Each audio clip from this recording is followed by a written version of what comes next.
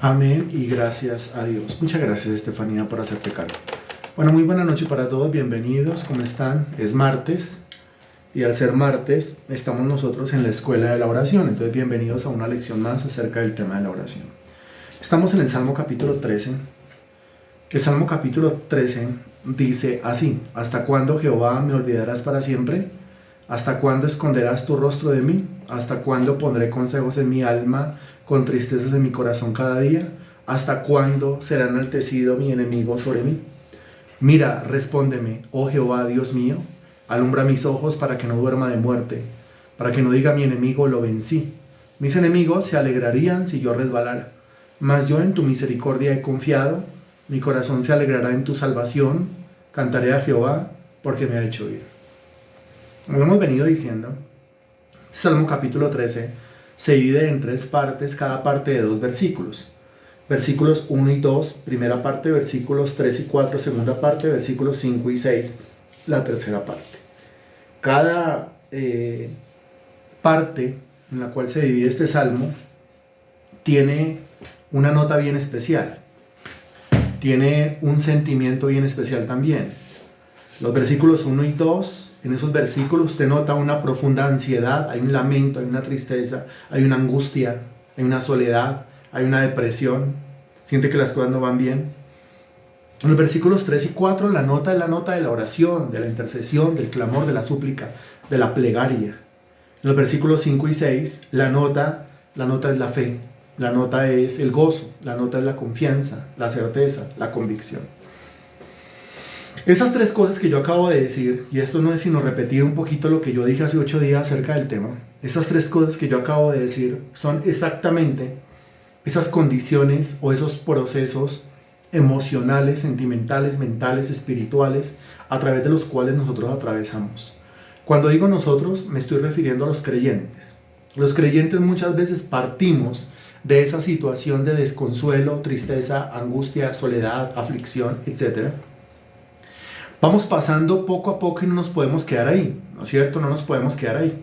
El creyente no se queda ahí. Nosotros no somos de los que retrocedemos para perdición del alma, sino de los que tenemos fe para avanzar, para persistir, para perseverar. Eso lo enseña la carta a los Hebreos. Entonces, como nosotros no nos quedamos ahí, tenemos que avanzar. ¿Cómo avanzamos? ¿Cómo salir del hueco de la angustia, de la ansiedad, de la tristeza, de la aflicción, que es la nota de los versículos 1 y 2? ¿Cómo salir de la pregunta retórica ¿hasta cuándo? La pregunta repetitiva ¿hasta cuándo? ¿Cómo salimos del juzgar a Dios, del echarle la culpa a Dios por lo que nos está pasando? Pues salimos de ahí lentamente en la medida en que dispongamos nuestras vidas para la oración. Si disponemos nuestras vidas para la oración, lentamente vamos saliendo de esa nota tan lastimera, la nota de la víctima, esa nota victimizante, esa nota de la angustia, y nos disponemos para la oración y poco a poco vamos saliendo, vamos entrando entonces a la oración, vamos entrando al clamor, vamos entrando a la súplica. También hemos dicho que es que Dios permite esas situaciones en mi vida, ¿no? Dios las permite, y las permite para que precisamente yo me aferre a Él, corra a Él, me abrace a Él, me agarre a Él, me ancle a Él y a nadie más que a Él. Cuando yo me anclo a Él y a nadie más que a Él es cuando viene el verdadero crecimiento, cuando viene el verdadero aprendizaje. Eso son los versículos 3 y 4. Y cuando yo me anclo a Él, pues la nota cambia completamente. Porque ahora el espíritu se llena de otras cosas, el alma se llena de otras cosas, la mente se llena de otras cosas, el corazón se llena de otras cosas, la voluntad se llena de otras cosas, y esto se torna completamente diferente, de tal manera que la nota en los versículos 5 y 6 es una nota de gozo. Examinamos hace 8 días también Santiago capítulo 5 versículo 13, en donde veíamos que si hay alguno triste, pues que haga oración, y después hay alguno alegre, cante alabanzas. Pero ¿cómo hizo el triste para ahora estar alegre? Pues porque en la mitad de esa tristeza se puso a orar, se puso a clamar, se puso a suplicar. Ese ahondó en la comunión con Dios, profundizó su relación con el Señor, que es lo que debe hacer todo cristiano, todo creyente, lo que debe hacer todo convertido cuando se encuentra en esa profunda aflicción mencionada en los versículos del 1 al 2. De modo que este salmo no solamente puede ser llamado el salmo del hasta cuándo, sino que también puede ser llamado el Salmo de las 3 notas. Primera nota, versículos 1 y 2, segunda nota, versículos 3 y 4, y tercera nota, versículos del 5 al 6. Ahora yo le quiero preguntar a usted, que me escucha, si usted se ha sentido así. Ha partido de la nota número 1, el estado número 1, que es tristeza, aflicción, desconsuelo, soledad, traición, deslealtad, abandono, etc., depresión. Después ha ido a parar, tarde que temprano, a la nota de la oración, del clamor, de la súplica, de la comunión con Dios, de la relación profundizada con el Señor. Y producto de esa súplica, de ese clamor, de esa nota espiritual, pues ha venido la tranquilidad, el gozo, la prosperidad, el progreso, el salir adelante. ¿A quién le ha pasado? Regáleme su respuesta, por favor.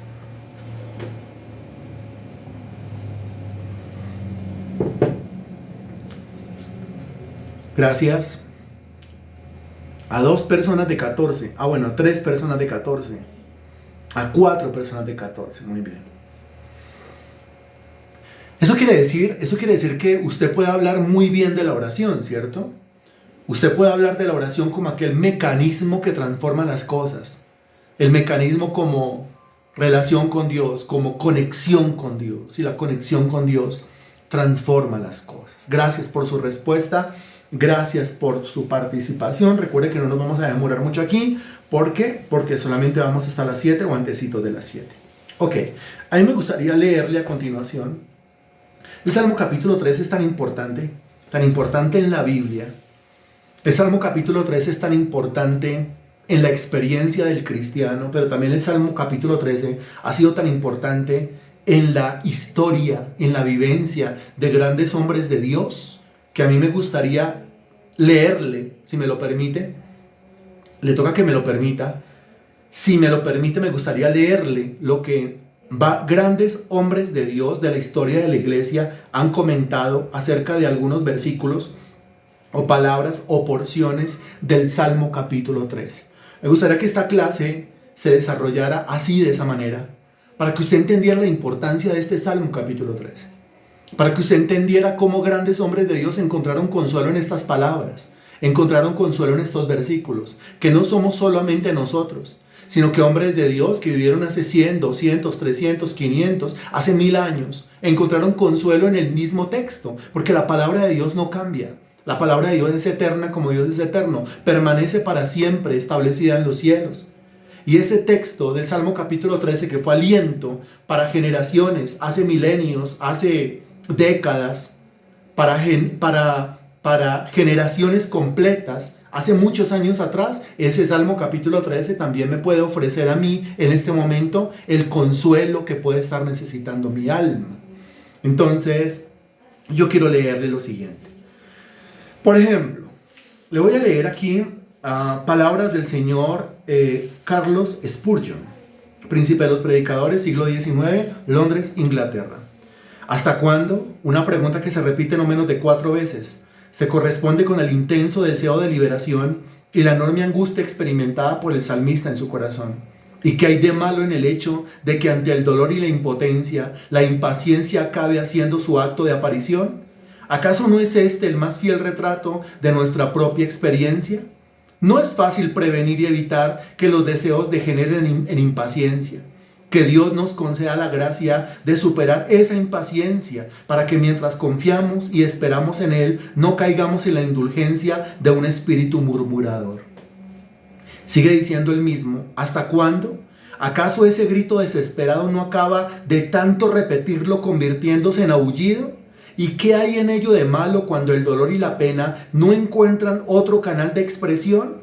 Pero no debemos olvidar que incluso en tales circunstancias Dios no anda lejos de la voz de nuestro clamor, porque se complace más en el aullido de nuestra necesidad que en la música de nuestras oraciones, ya que es precisamente en ese grito de desespero donde su espíritu encuentra vía libre para obrar en nosotros, provocando el deseo y enardeciendo los afectos. El mismo autor sigue diciendo, ¿hasta cuándo? Oh sí, ¿hasta cuándo? Qué largos se nos hacen los días cuando el alma se hunde en las profundidades más tenebrosas. Qué lento se deslizan los minutos por el tobogán de la tristeza. qué remiso y parsimonioso se muestra el tiempo en levantar su vuelo. El mismo autor sigue diciendo, ¿hasta cuándo? En los días alegres, cálidos y veraniegos de nuestra vida, el tiempo pasa raudo y veloz, volando con todas sus alas extendidas. Pero en las jornadas invernales se limita a revolotear en círculos de manera lenta y parsimoniosa. Una semana dentro de las cuatro paredes de una celda en prisión se hace infinitamente más larga que un mes en libertad. Si tomamos en cuenta que la razón por la que el oro necesita permanecer mucho tiempo en el crisol es porque contiene mucha escoria que ha de ser consumida, podríamos decir que una aflicción prolongada parece ser indicador de abundante escoria y corrupción espiritual. Por tanto, cuando un cúmulo de circunstancias adversas nos empuja a que nos formulemos esta pregunta, ¿hasta cuándo? Quizás sea hora de escudriñar a fondo nuestro corazón e indagar en él profundamente. Le leo esta última parte que para mí es muy diciente. Por tanto, cuando un cúmulo de circunstancias adversas nos empuja a que nos formulemos esta pregunta, ¿hasta cuándo? Quizás sea hora de escudriñar a fondo nuestro corazón e indagar en él profundamente. El mismo autor dice, ¿me olvidarás? Porque el versículo dice, ¿me olvidarás para siempre? Y el autor dice, ¿me olvidarás? Ay, David, David, qué necias son estas palabras. ¿Acaso Dios puede olvidar? ¿Puede el omnisciente fallar en el recuerdo? Y más aún, por encima de todo ello, ¿puede el corazón de Jehová olvidar a un hijo amado? Ay, hermanos, desechemos lejos de nosotros tales pensamientos y escuchemos la voz de nuestro Dios, el Dios del pacto, por boca del profeta. Pero Sión dijo, me dejó Jehová y el Señor se olvidó de mí. ¿Se olvidaría la mujer de lo que dio a luz para dejar de compadecerse del hijo de su vientre? Aunque olvide ella, yo nunca me olvidaré de ti. He aquí, en las palmas de las manos te tengo esculpida, delante de mí están siempre tus muros. Para siempre, qué pensamiento tan tenebroso. Sin duda que la sospecha de un olvido temporal ya era grave. Pero es justo que nos hagamos una pregunta tan ingrata, imaginando que el Señor puede abandonar a su pueblo y dejarlo en el olvido para siempre. No. Su ira puede durar una noche, pero su amor permanece eternamente. Eso es muy bueno. Su ira puede durar una noche, pero su amor permanece eternamente. ¿Hasta cuándo esconderás tu rostro de mí?, pregunta David.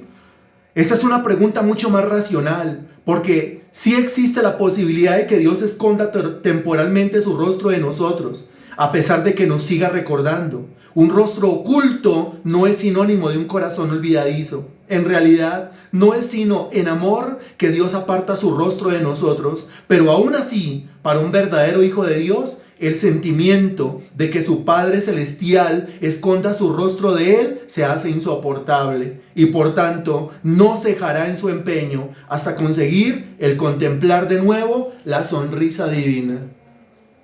Esto fue lo que dijo Carlos Spurgeon, príncipe de los predicadores, del versículo 1. Del versículo 1. Qué impresionante. Del versículo 1 del Salmo capítulo 13. Encontró un día consuelo para su propia alma en el Salmo capítulo 13, versículo 1. Dígame cómo le parece. Dígame qué se le queda de lo que acabé de leer. Lógicamente, si me está prestando completa atención. Dígame con cuál frase, con cuál palabra, con cuál pensamiento, con cuál idea usted se identifica. Dígame qué de lo que acabé de leer es para usted y le ministra en este momento. Respóndame, por favor. Gracias.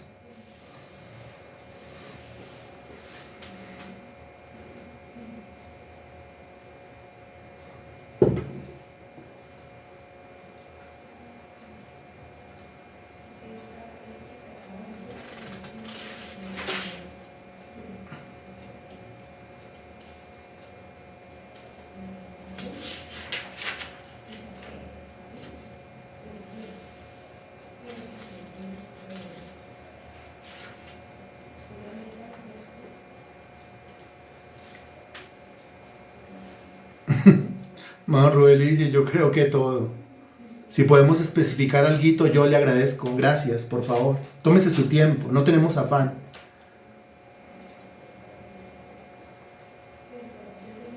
Se Joana, reconfortante saber que aún en las tribulaciones el amor de Dios es eterno y pues que el tiempo que duremos en ellas debemos examinar en nosotros mismos qué es lo que debemos pulir. Hermano Henry dice, la ira es corta, pero su amor es eterno. Natalia dice, qué manera más completa de interiorizar este salmo tan diciente para nuestra alma. Ok. Que así Dios esconda su rostro de mí, nunca me deja de amar. Eso es. Mire, si usted abre su vida al Señor y abre su vida a esta palabra, créame que este salmo penetra hasta lo más profundo de su ser. Yo puedo clamar en mi agonía y mi desesperación diciéndole a Dios, pero ¿hasta cuándo? ¿Y por qué escondes tu rostro de mí? Y el Señor está presente, siempre presente. Recuerde, puede ser que todo el mundo lo deje, puede ser que todo el mundo lo abandone, pero el Señor nunca, jamás, Él siempre se compadece de nosotros.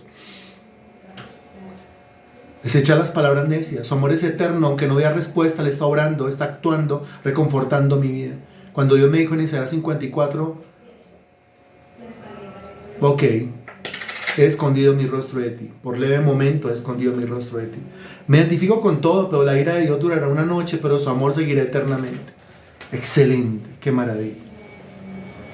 Ahora, si usted me lo permite, pues tengo aquí no solamente los pensamientos de Spurgeon, sino que tengo aquí los pensamientos de otros hombres de Dios, unos que vivieron en el 1500, en el 1600, otros que vivieron por allá en el 300, como Agustín de Hipona, y que también se refieren al Salmo capítulo 13. Si usted me lo permite, yo quiero leer un poco más. Dice el señor Joseph Hall, que vivió entre 1574 y 1656, es un reformado, un puritano, comenta sobre la frase ¿hasta cuándo, Jehová? ¿Hasta cuándo, Jehová? Lo que afirma un viejo proverbio francés sobre la enfermedad se aplica a todos los males y penurias. ¿Qué dice el proverbio? Dice, las enfermedades vienen a caballo, pero se van andando. Con frecuencia hemos visto cómo un resbalón y consiguiente caída inesperada o una simple indigestión se han llevado prematuramente a muchos a la fosa en menos tiempo de lo que ellos jamás hubieran imaginado.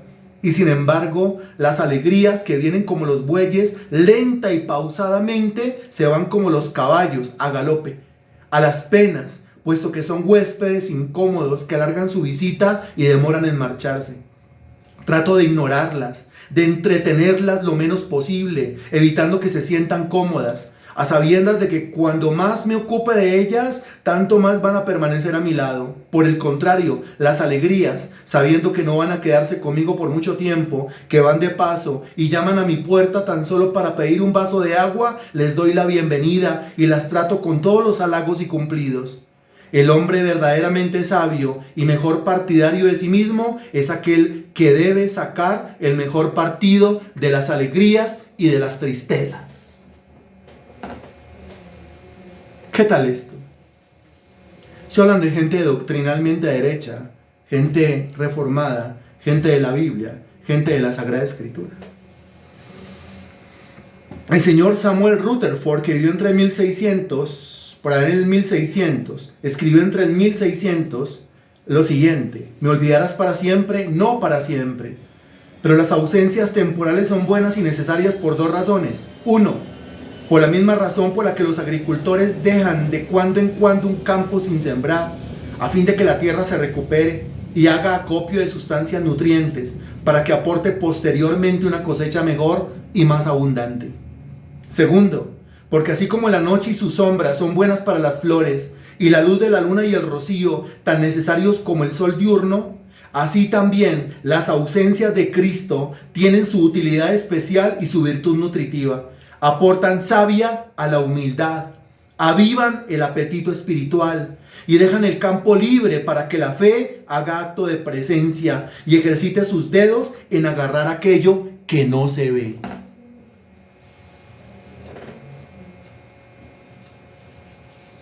¿Qué tal esto? ¿Algo que decir al respecto?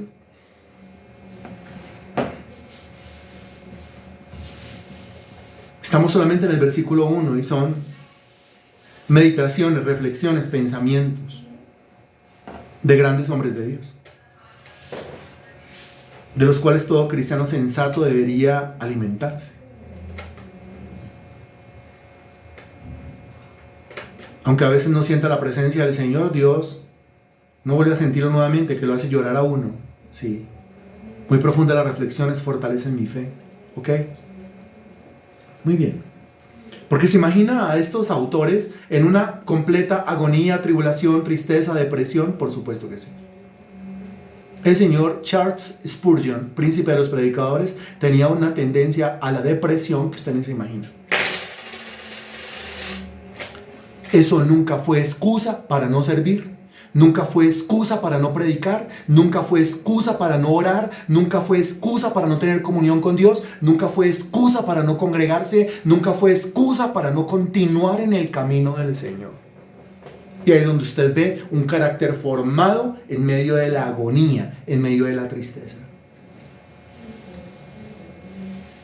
Se debe sacar el mejor provecho de estos momentos. Excelente entender que las aflicciones no son necesarias para aferrarnos más y más a nuestra dependencia de mi buen Señor. Todas son reflexiones maravillosas que las ilumina el Espíritu Santo al verdadero creyente. Muy bien. El señor Timothy Crusoe, que vivió entre el 1657 y el 1697, dijo lo siguiente acerca del versículo 1.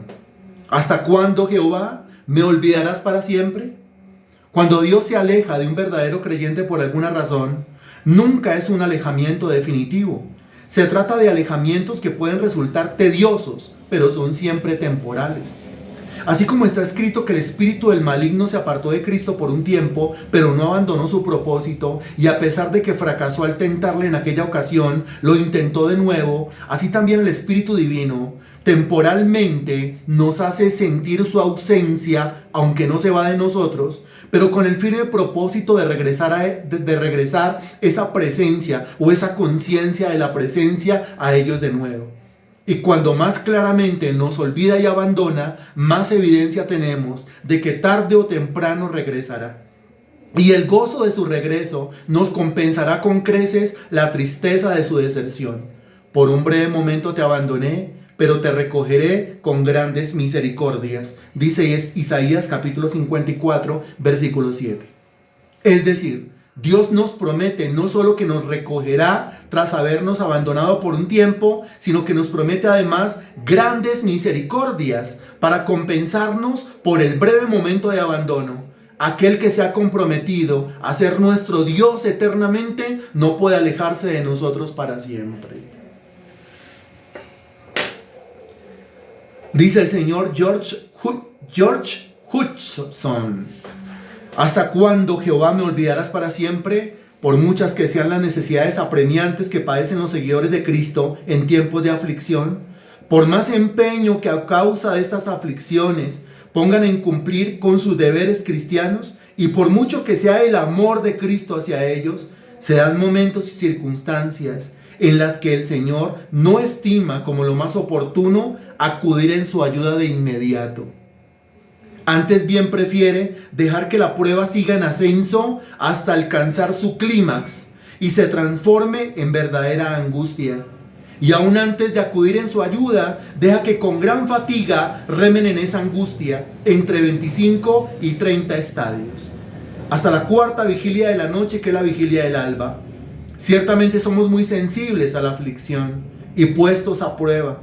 Muy pronto comenzamos a pensar que ya hemos sido probados con la suficiente dureza y por bastante tiempo, y que por tanto nos correspondería ser liberados de inmediato. Pero el Señor, cuya sabiduría va más allá y es mucho más alta que la nuestra, entiende que necesitamos un poco más y así lo ejecuta.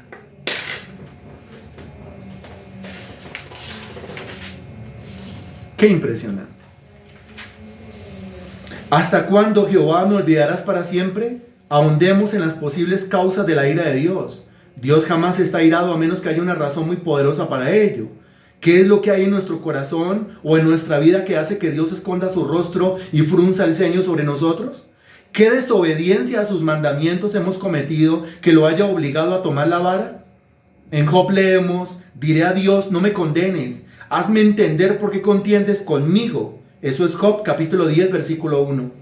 Que viene a ser como si dijera: Señor, Señor, aclárame las cosas, porque estoy seguro que mis dificultades y problemas responden a una causa que tiene nombre y apellido.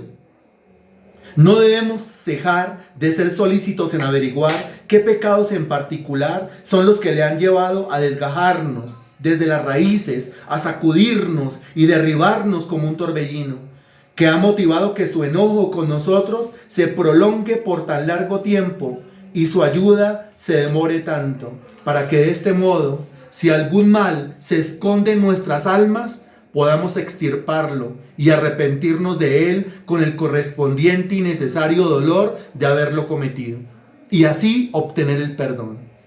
Debemos reflexionar en el hecho de que sumir a sus siervos en tinieblas tan espesas como las que ahora nos envuelven y obligan a nuestras almas afligidas a trabajar mientras dura el día, o mejor, deberíamos decir la noche del desagrado y descontento divino, no es el curso habitual de la providencia divina. Y por consiguiente, nada hay de malo ni de extraño en que con humildad queramos saber por qué se comporta Dios con nosotros de ese modo tan singular. Pues siempre es un deleite y hasta cierto punto un consuelo penetrar y entender las causas y las razones de las cosas. El señor Agustín de Hipona dice lo siguiente con respecto al Salmo capítulo 13, versículo 1. ¿Hasta cuándo esconderás tu rostro de mí? ¿Por qué escondes, Señor, tu rostro? Felizmente me dirás, porque nadie puede ver el rostro de Dios y vivir. Ay, Señor, mátame entonces para que pueda verte, o déjame verte para que pueda morir.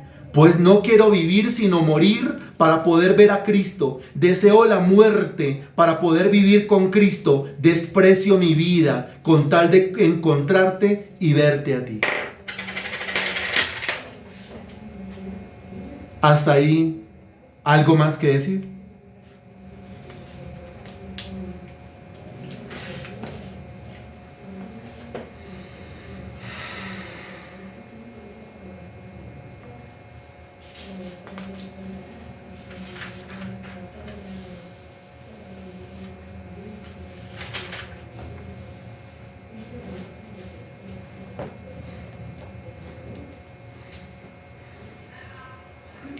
Le leo. Solo Dios en su perfecta sabiduría sabe cuánto es el tiempo de su silencio. Asimismo, esto nos muestra cuánto necesitamos y dependemos de su misericordia. Todo lo que hace Dios con los que somos suyos es para nuestro bien, aunque a nosotros el tiempo en la tribulación se nos haga largo. Las grandes pruebas nos acercan a Dios porque sabemos que Él y solo Él es la esperanza, la respuesta, la salida a todo tiempo difícil. Las aflicciones nos hacen volver a nuestro camino. Nos hacen recordar cuál es el propósito de Dios en nuestras vidas acá en la tierra. Okay. Esperemos 10 segundos más por si aparece alguna otra respuesta. Las aflicciones nos llevan a buscar con más fervor a Dios. Sí, así es. Muy bien. Esperemos un momento más. La aflicción y el dolor nos hacen volver al primer amor. Él sabe el para qué y el por qué hace las cosas conforme a su propósito. Okay. Explicación inspirada desde el Espíritu Santo para reconocer que nuestros pecados nos alejan de Dios, que es la misma vida, pero también destaca esa gran e infinita misericordia y amor por aquellos que le buscan desde lo profundo de su ser. A los que aman a Dios, todas las cosas nos ayudan a bien. Bueno. Dice el señor Andrew Fuller, también Salmo 13:1. ¿Hasta cuándo, Jehová, me olvidarás para siempre? ¿Hasta cuándo esconderás tu rostro de mí? La intensidad de la aflicción tiene por objeto probar nuestra fortaleza, su continuidad de mostrar nuestra paciencia. No es en las pruebas intensas, sino en las prolongadas, donde más peligro hay y más probabilidades tenemos de desfallecer. En las pruebas intensas, el alma necesita concentrar toda su fuerza y en consecuencia se empeña con ahínco en buscar la ayuda de arriba. Pero en las pruebas prolongadas llega un momento en que la mente se relaja y cae en el desaliento. Cuando a Job le llegaban los mensajeros con malas noticias, uno detrás de otro, la soportó con una fortaleza ejemplar. Pero cuando comenzó a pensar que sus penas no tenían fin, se hundió bajo el peso de ellas.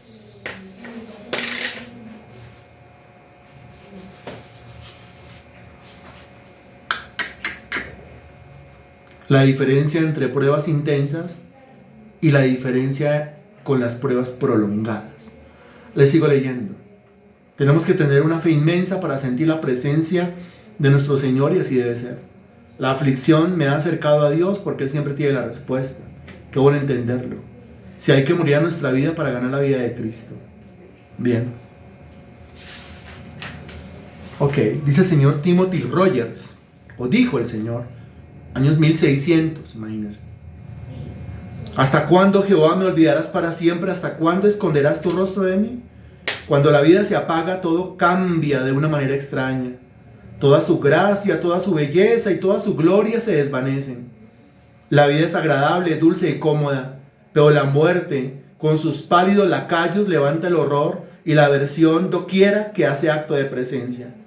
Los santos de Dios temen verse privados del favor divino, temen la ocultación del rostro de Dios, y cuando ésta sucede, se apodera de ello la perplejidad y el desaliento.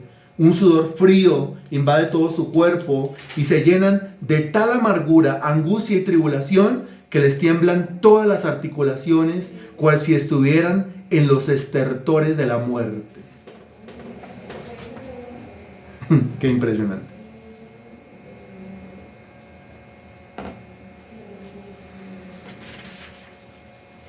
¿Hasta cuándo? Dice el señor William Gurnall: la oración ayuda a que la gracia crezca y se incremente, haciendo que sus hábitos se ejerciten. Así como el ejercicio físico es muy beneficioso para el cuerpo, así lo es también la oración para el alma. El ejercicio de la gracia ayuda a digerir y a evaporar los malos humores que atascan los conductos del espíritu. El que hace poco ejercicio y se mueve poco crece débil y enclenque, y pronto sus pulmones acaban obturados por la flema, de la cual el ejercicio ayuda a liberarse. La oración es el campo de ejercicio del cristiano, donde practicar y respirar la gracia, como el viento que limpia la atmósfera haciendo que luzca más brillante. Así hace también que el alma brille y resplandezca, como el fuelle que al soplar sobre el fuego lo limpia de las cenizas que lo ahogan. El cristiano, puesto que está en el mundo, vive en un clima insano. Por un lado, los deleites del mismo amortiguan su amor a Cristo. Por otro, las tribulaciones que tienen que enfrentar debilitan su fe en la promesa. ¿Cómo lograría prevenir y curar tales infecciones si no contara con un trono de gracia donde acudir en busca de sanidad interior, donde pudiera, cuando la fiebre le funde el alma, cual enfermo tendido en una cama de sudar, expulsar todos los microbios malignos de su enfermedad y regresar a su temperatura normal? Con frecuencia vemos que el salmista, santo profeta, cuando se arrodilla para orar, de entrada lo hace lleno de dudas y temores, pero antes de acabar su salmo, entra en una relación de familiaridad con Dios que lo lleva a sudar todos sus temores, a expulsarlos, y termina siempre con su espíritu tranquilo y reposado. En este Salmo 13:1 da la impresión de que al comenzar su oración lo hace con fiebre muy alta, infectado por la idea de que Dios no volverá a concederle ya nunca más una mirada amable. ¿Hasta cuándo, Jehová dice, me olvidarás para siempre? Vuelve a decir. No obstante, vemos que a medida que va sudando y expulsando sus dudas y temores mediante el ejercicio de la oración, la fiebre baja y desaparece. La niebla se esclarece y su fe, rompiendo y atravesando los negros nubarrones, acaba brillando como el sol en su cenit. Mas yo en tus misericordias he confiado, mi corazón se alegrará en tu salvación. Cantaré a Jehová porque me ha hecho bien. Salmo capítulo 13, versículos 5 y 6. Anticipando el banquete que lo aguarda, su fe tiende ya el mantel sobre la mesa. Y aquel que hace tan solo unos instantes se preguntaba angustiado si alguna vez volvería a escuchar buenas noticias desde el cielo, ahora se siente lo bastante fortalecido en su fe como para experimentar alegría por la esperanza de una misericordia de la que se siente absolutamente seguro que por fin llegará. Abraham comenzó negociando por 50 justos, pero su fe se fue afianzando en Dios a cada peldaño hasta intentarlo con 10. No voy a leer más. Regáleme lo que le toca, lo que le ministra de estas últimas lecturas. Y después de eso, ubíquese su Biblia, Salmo capítulo 13.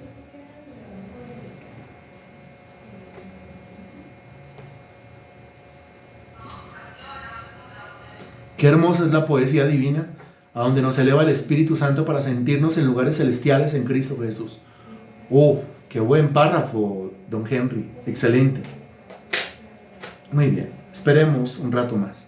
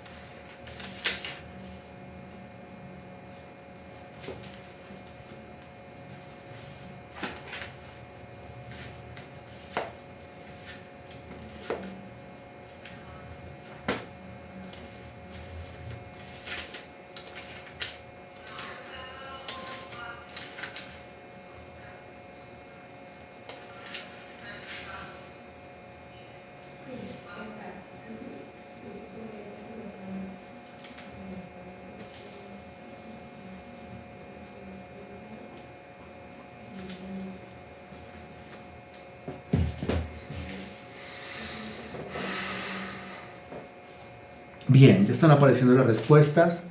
Las pruebas nos ayudan a crecer en fe, nos da resistencia sabiendo que Dios nos ama y que no nos dejará para siempre. Él en todo momento nos va puliendo para ser perfeccionados. Sí, es maravilloso aprender y ver la palabra de esta manera. Es muy gratificante saber que al confiar en nuestro Dios, no importa que venga en adelante, yo me gozaré en la presencia de mi Señor. Así es. Esta enseñanza deja claro nuestro objetivo con Dios y su propósito. Reconfortantes todas las meditaciones, nos recuerdan que en medio de cada tribulación nos acercamos más a Dios y crecemos en la fe, porque podemos ver su mano poderosa para mantenernos y sostenernos siempre a flote. Muy bien. Tenemos 10 segundos más.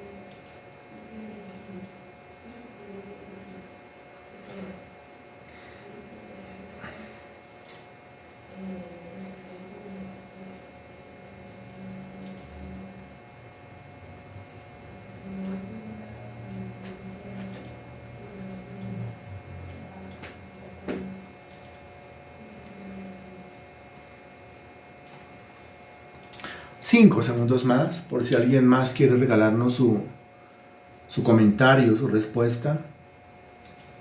La seguimos esperando.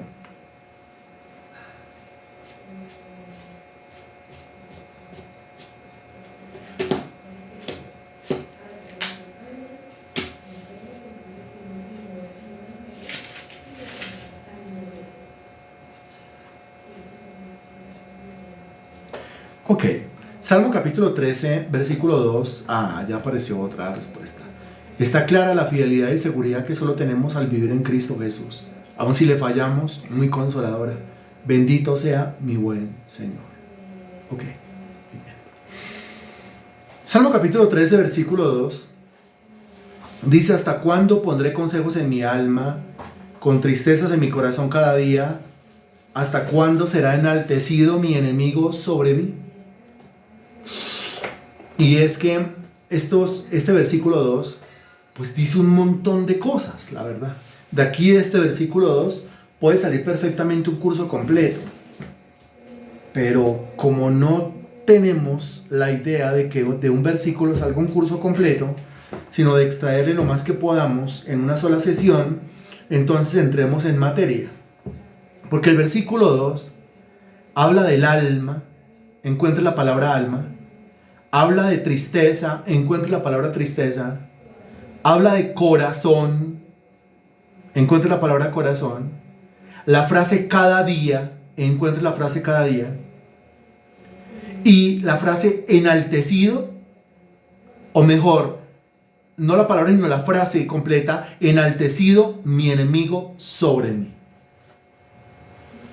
Con esas palabras vamos a construir algo. ¿Qué vamos a construir? Pues lo siguiente.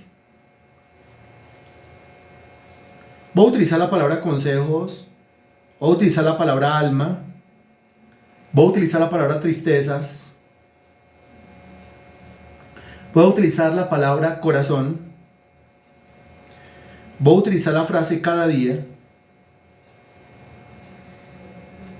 voy a utilizar la frase mi enemigo o enaltecido mi enemigo sobre mí. Ahí, con esas 1, 2, 3, 4, 5 y 6 frases vamos a construir algo. ¿Cuál es la razón de la aflicción del salmista? El salmista es David, recuerden. ¿Cuál es la razón de la aflicción? La razón de la aflicción, comencemos por la última frase, es que el enemigo o los enemigos de David se enaltecían sobre él, frase número 5, todos los días. O sea, él veía que a personas que no se habían comportado rectamente con Dios les estaba yendo mejor que a él. Al irle a ellos mejor que a él, todo ese progreso de los demás, toda esa prosperidad de los demás, resultaba siendo el agua sucia que caía sobre la vida y experiencia del salmista David. Porque que al otro le vaya bien, vaya y venga, pero que el otro utilice su bienestar para causarme a mí malestar es otra cosa. Pues los que rodeaban a David, los enemigos de David, usaban su prosperidad para dañar a David, para atribular a David. Entonces él dice, pero es que no puede ser que mi enemigo se enaltezca sobre mí cada día. Que entre más yo busque a Dios, que entre más yo procure hacer las cosas de Dios, entonces aquí mi enemigo esté por encima mío y yo esté por debajo y él sea el que tenga el pie en mi cuello. ¿Eso produce qué? Eso produce tristezas. Las tristezas viven en el corazón. El corazón está en el alma. Y frente a las tristezas que viven en el corazón, estando el corazón en el alma, entonces algo yo tengo que hacer con el alma. ¿Qué tengo que hacer con el alma? La primera palabra de las 6 expresiones, la primera palabra. ¿Qué tengo que hacer con mi alma? A ver si lo captó. La primera palabra. Regálame la primera palabra. Después llegamos nosotros a consejos.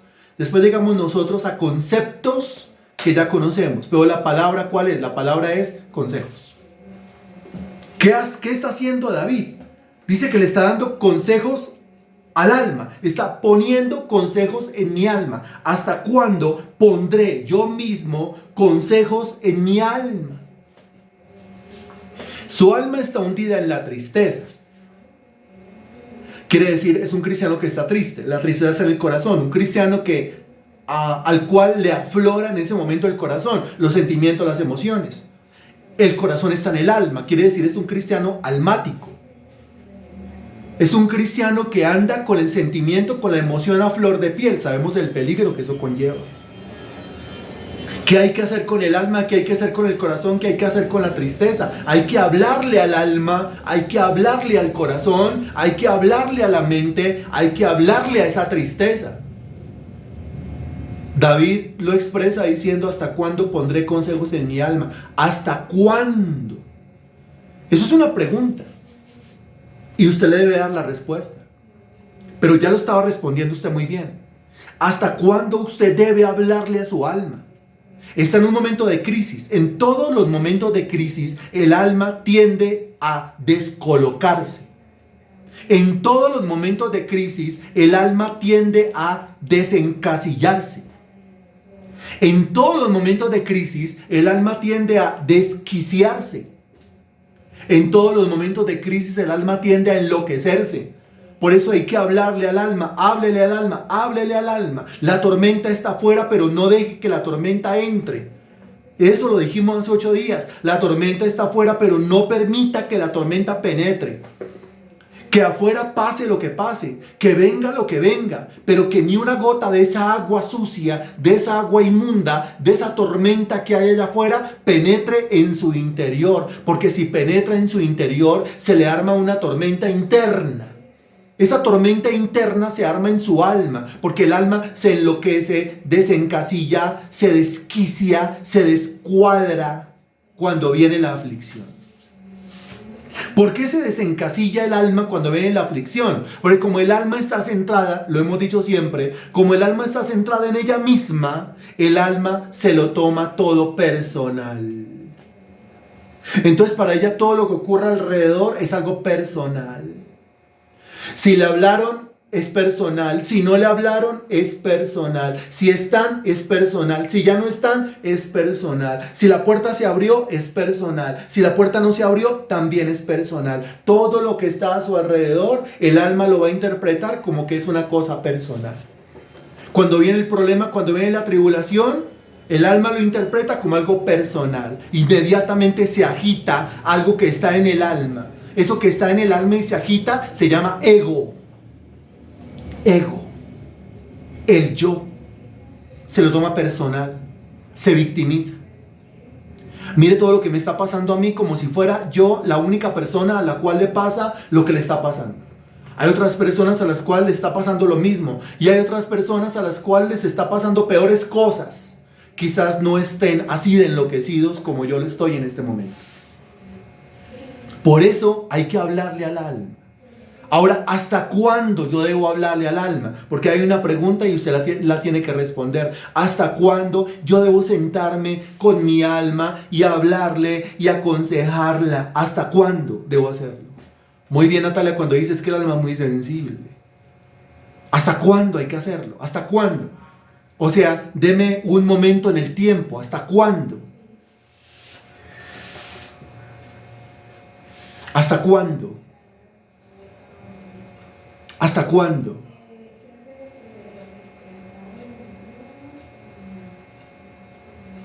¿Hasta cuándo?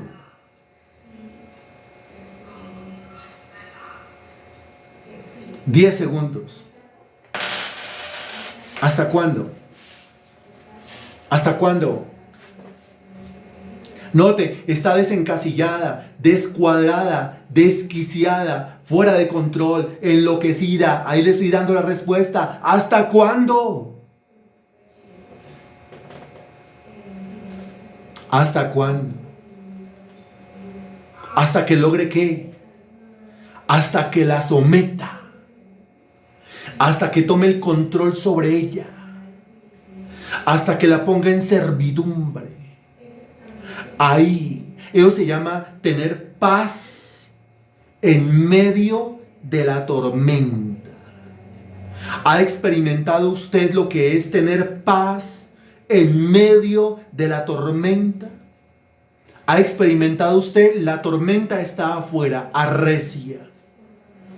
Vienen los vientos, vienen las lluvias, vienen los ríos, dan con ímpetu contra mi vida, pero internamente la casa tiene paz. Internamente la estructura tiene paz. ¿Sabe lo que es eso?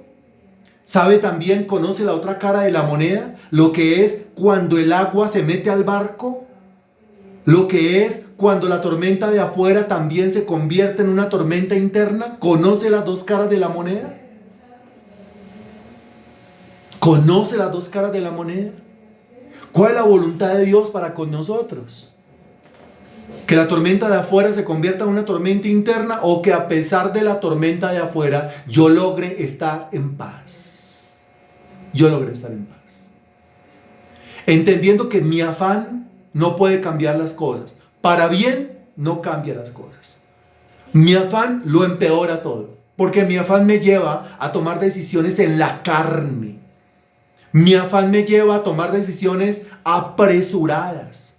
Mi afán me lleva a tomar decisiones desde el corazón, no desde la razón. Mi afán me lleva a no preguntarle a Dios, solamente le pregunté al ego y el ego me dijo que era lo que yo tenía que hacer. El afán no soluciona nada. El afán empeora todo, empeora todas las cosas. La persona que se deja llevar por el afán, por la preocupación, tendrá que pagar duras consecuencias, porque lo lleva a tomar decisiones que están por fuera, en contra de la voluntad de Dios. El afán no soluciona nada. Por nada estéis afanosos, dice Filipenses capítulo 4, versículo 6.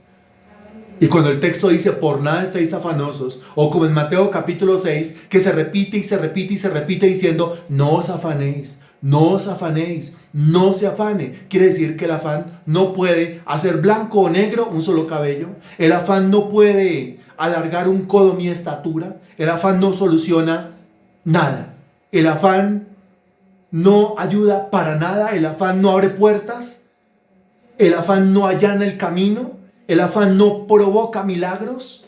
El afán entorpece todo, entenebrece todo, cierra todo. Lo que trae es una avalancha de problemas y más incertidumbres sobre mi vida. Eso es el afán. Eso es el afán. La otra cara de la moneda. La paz en medio de la tormenta. Porque la paz aclara la cabeza. Porque la paz aclara el corazón. Porque la paz aclara la voluntad. No tome decisiones en caliente. No tome decisiones desesperado o desesperada, porque se va a arrepentir después. No tome decisiones en el desquicio del alma. No tome decisiones cuando el alma se le haya desencajado, descuadrado, porque pensará al principio que usted ha tomado la mejor decisión, después se va a dar cuenta de todo lo que hizo, mal hizo, de todo lo que perdió y era bueno lo que tenía. Cuando uno toma decisiones en medio de la paz, cuando está con paz en medio de la tormenta, uno logra razonar como Dios razona. Uno logra razonar desde la mente del Señor Jesucristo. Uno logra decirle a Dios, aquí estoy, Señor, en medio de una gran tormenta. Los vientos están, los ríos están, las lluvias están, tribulaciones de toda clase, tribulaciones por doquier. Pero aunque un ejército acampe contra mí, no temerá mi corazón, y aunque contra mí se levante guerra, yo estaré confiado, como ya lo vimos en un salmo anterior. ¿Hasta cuándo hay que hablarle al alma? ¿Hasta cuándo pondré consejos en mi alma con tristezas en mi corazón cada día? ¿Hasta cuándo será enaltecido mi enemigo sobre mí? ¿Hasta cuándo? No hasta que el enemigo deje de fregar la vida. No hasta que pase la tribulación, sino hasta que en medio de la tribulación usted logre conservar el estado de paz, de tranquilidad, de serenidad, de certeza, de convicción, de fe que Dios quiere que usted tenga. Algunas veces la tribulación viene precisamente para eso, para enseñarme a madurar ese estado de paz en medio de la tribulación, en medio del problema, en medio de la agonía. Alguno dirá que no venga la tribulación porque me voy a desesperar. Y Dios dice, voy a permitirla en tu vida. Necesito enseñarte precisamente que así venga la tribulación o así venga el problema o así venga la situación difícil, tú deberías estar en paz. La paz de Dios reinando, gobernando en lo profundo de tu corazón, en plena certidumbre de fe, creyendo que tu vida no depende de la cantidad de problemas, ausencia de problemas, tribulaciones presentes o tribulaciones ausentes que estén alrededor de tu vida, sino que tu vida depende de que la paz de Dios reine en lo profundo de tu corazón, que ella sea la que reine, que con ella tome las decisiones, que ella sea la que guíe, que ella sea la que mande, aunque el mundo se esté cayendo a pedacitos, aunque la tierra se esté abriendo debajo de sus pies. Usted será como el monte de Sión, dice el Salmo, que no se mueve. Usted será como un león que no se mueve. Usted estará firme, estará fortalecido por el Señor y nada ni nadie lo moverá, porque se habrá usted abrazado a la roca de los siglos. Tú eres la roca de los siglos. Bendito Dios, bendito Señor. ¿Hasta cuándo le voy a hablar a mi alma? Hasta que mi alma entre en servidumbre, hasta que la someta, no hasta que pase la tribulación, Si la tribulación va a demorar en mi vida 30 años, pues que dure. Pero yo no puedo permanecer afanado, preocupado, Señor, desilusionado, entristecido, amargado y deprimido 30 años. No. Yo tengo que aprender a tener paz en medio de la tormenta, mi Dios. La misma paz, Señor Dios, que tú le enseñaste a tus discípulos al decirles: la paz os dejo, mi paz os doy, y yo no se las doy como el mundo la da. Porque en el mundo ustedes tendrán aflicción. O sea que la paz del corazón no depende de la presencia o ausencia de aflicciones, sino que tu paz depende, Señor Dios, es de confiar que tú has vencido al mundo. Confiar que tú vas en mi barca, mi Dios. Y confiar que aunque no vayas en la barca, cuando se levante la tormenta, de todos modos vendrás a mí caminando sobre las aguas. Y vendrás, Señor, y me vas a socorrer en medio del pánico, en medio del afán y en medio de la preocupación. Recibe tú toda la gloria, la honra y la alabanza por esta palabra, por esta exposición, Señor Dios. Que edifique nuestras vidas profundamente, Señor, y que a su vez otras personas más puedan ser edificadas. Entrego el resultado de esta exposición de tu palabra en tus manos, en el nombre del Señor Jesús. Amén y gracias a Dios.